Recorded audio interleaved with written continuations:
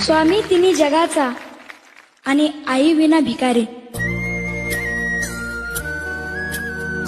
आई आपल्या बाळाला जन्म देते, बोलायला शिकवते, चालायला शिकवते. आई आपल्या बाळाला जीवन कसं जगायचं हे शिकवते. आई बाळाला संस्कार देते.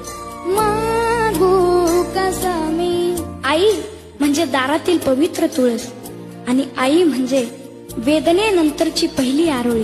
अन मागू पुन्हा. कर्तृत्वाला पूर्ण करीत जी खंबीरपणे उभी राहते ती म्हणजे आई.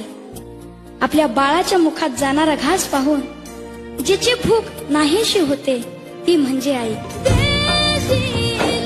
आयुष्यात जी आपल्या बरोबर असताना तिची किंमत कधीच कळत नाही आणि ती गेल्यानंतर तिच्याशिवाय कशालाच किंमत उरत नाही, तिला आई म्हणतात.